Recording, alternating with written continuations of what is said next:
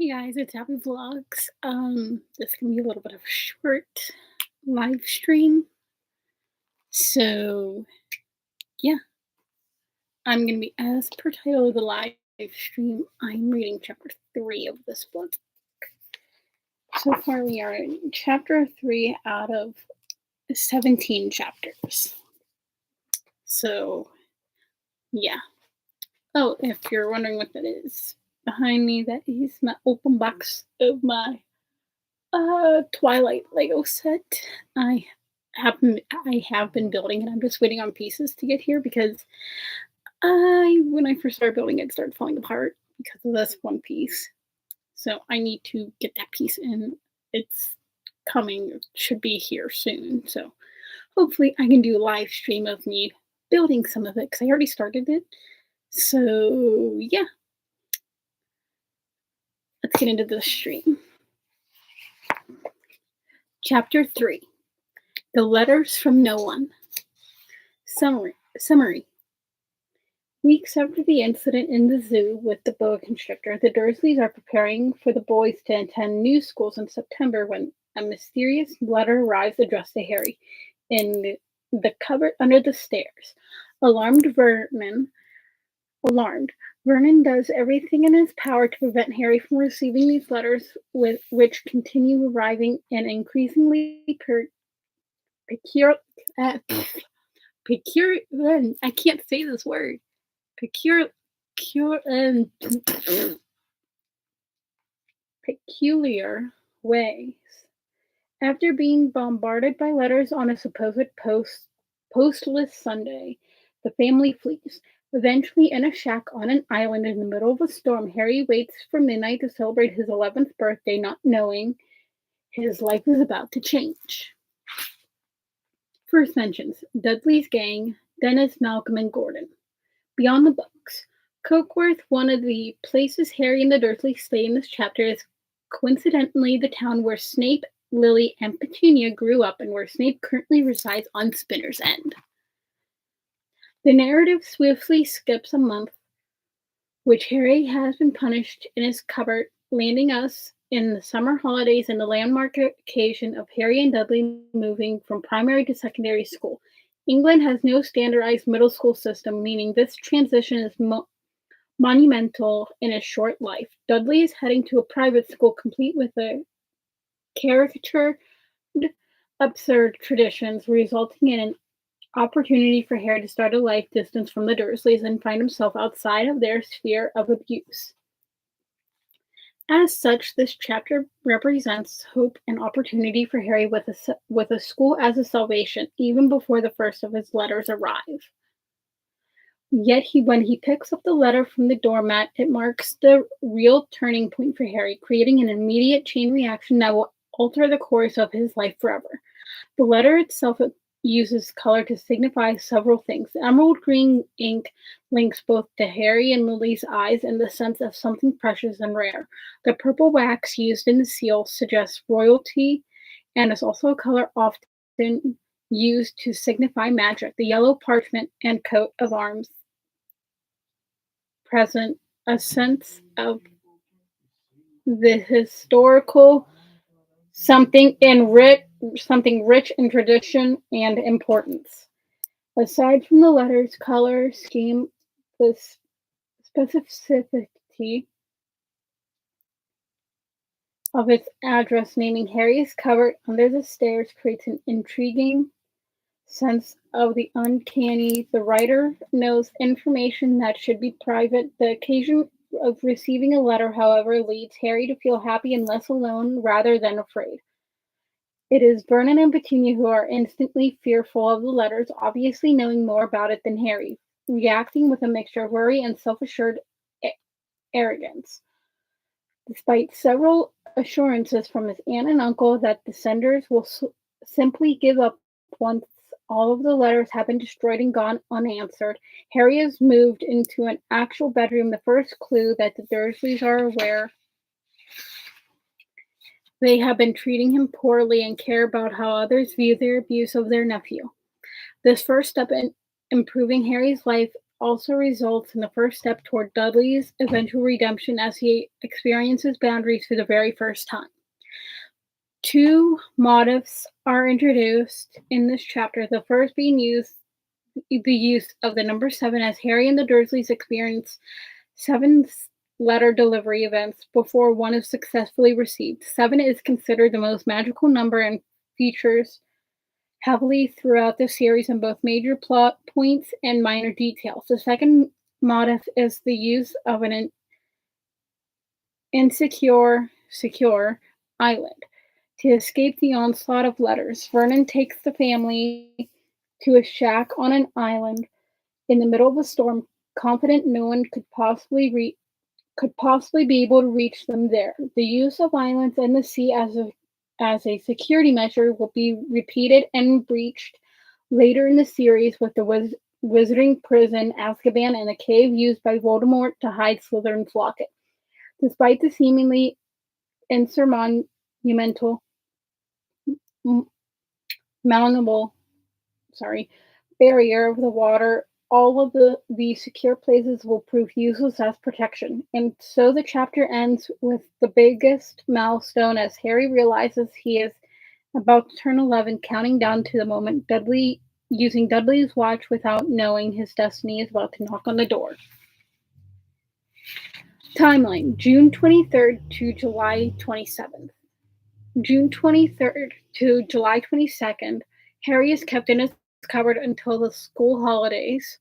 Dudley's gang visits daily to go Harry hunting. Harry spends a lot of time wandering around outside of the house thinking about his new school and freedom from Dudley. July 23rd, Harry is left with Mrs. Figg while Petunia and Dudley shop for his new school uniform. Dudley parades it in front of Harry. July 24th, breakfast. Petunia is dyeing Dudley's old uniform for Harry. Harry receives a letter addressed to him in the cupboard under the stairs. The Dursleys confiscate it. After work, Vernon visits Harry in his cupboard and tells him to move to Dudley's second bedroom. July 25th, breakfast. Vernon sends Dudley to get the post. A second letter arrives. Harry is sent to his room. July 26th, 6 a.m. Harry steps on Vernon, who has slept on the doormat. At 6:30 a.m., 3 letters arrive. That day, Vernon boards up the mail slot instead of going to work. July 27th. 12 letters arrive under the door, through the gaps beside it, and through the window of the downstairs toilet. Meanwhile, elsewhere, Hermione Granger, one of two known Muggleborns in Harry's year, the other being Justin Finch Fletchley, finds out she is a witch and has been invited to attend Hogwarts.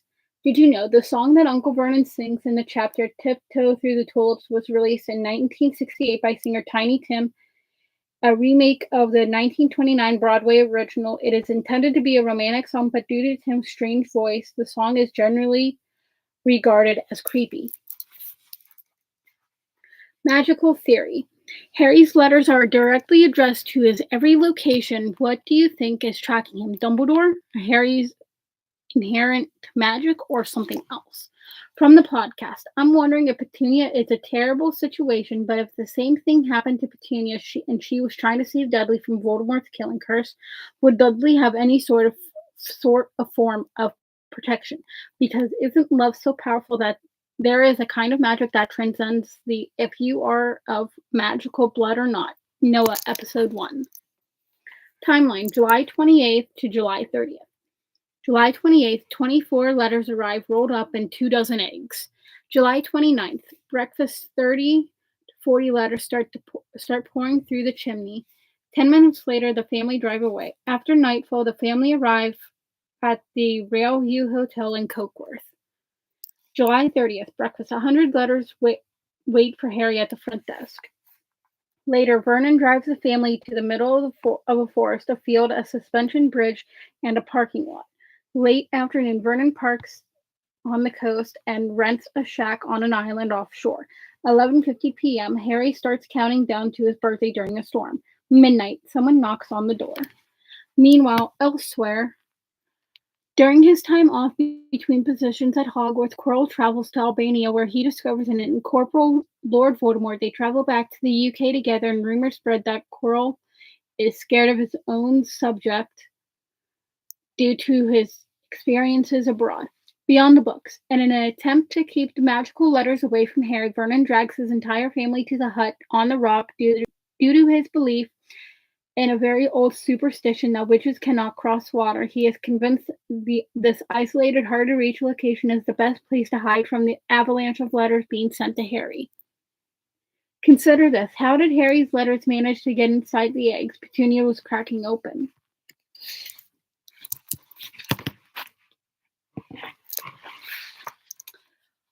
Ring composition.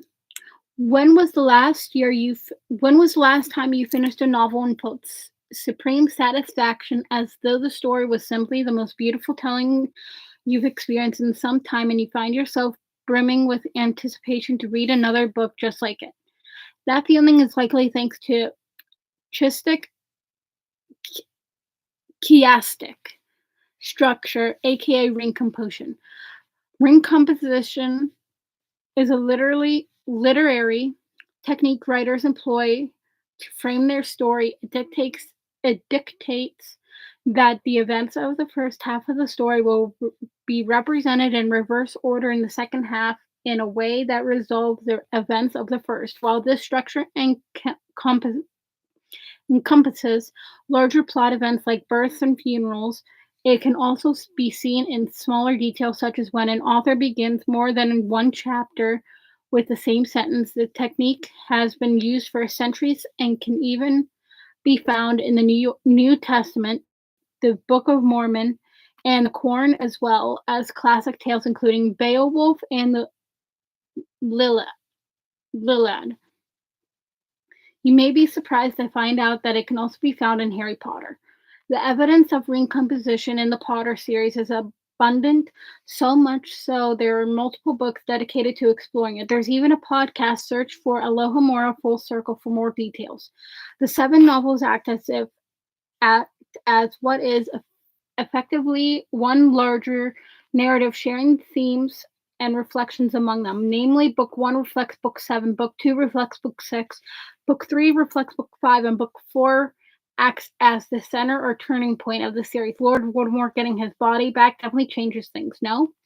Readers who have delved into Harry's world multiple times no doubt recognize some of the most prevalent connected themes. Harry learns about Lord Voldemort's past in books 2, 4, and 6. Dragons feature heavily in books 1, 4, and 7, while the Vanishing Cabinet is first mentioned in book 2 before being used by Draco in book 6. Harry faces Dementors head-on in books 3 and 5. Can you think of any other examples?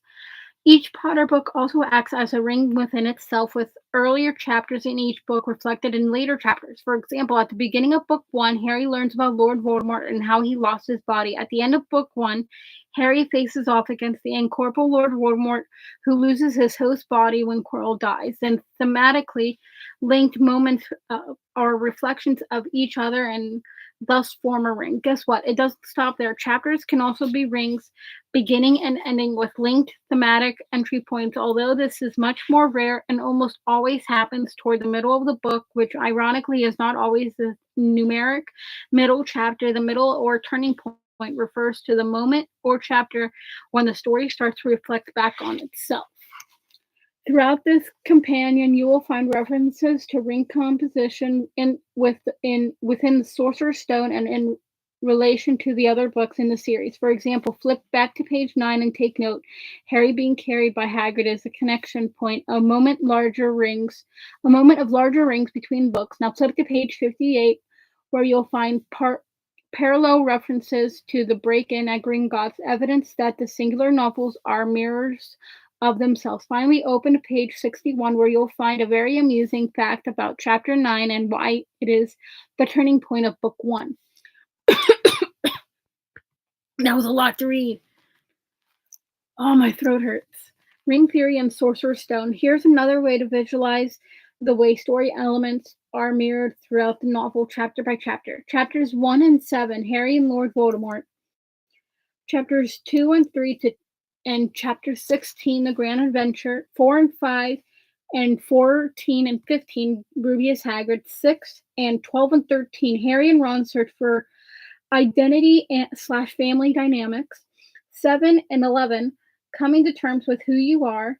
8 and 10, arch nemesis slash closest friends. Chapter 9, turning point.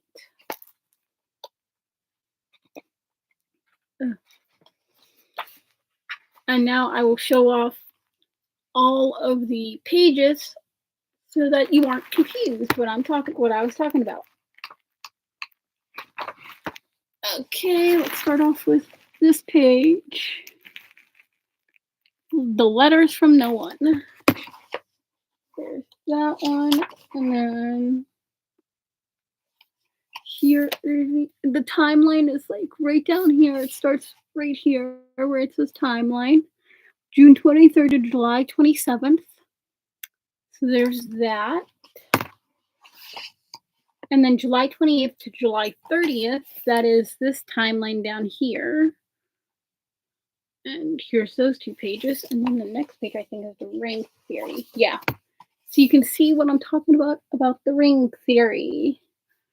There's the ring theory. You can, went blue for some reason.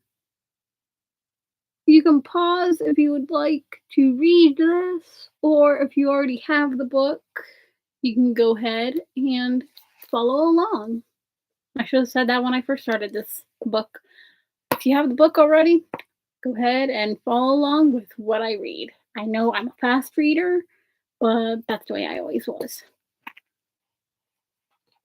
Yeah, in the next stream I do, which will hopefully be Tuesday, I'm hoping, we will go to chapter 4, The Keeper of Keys.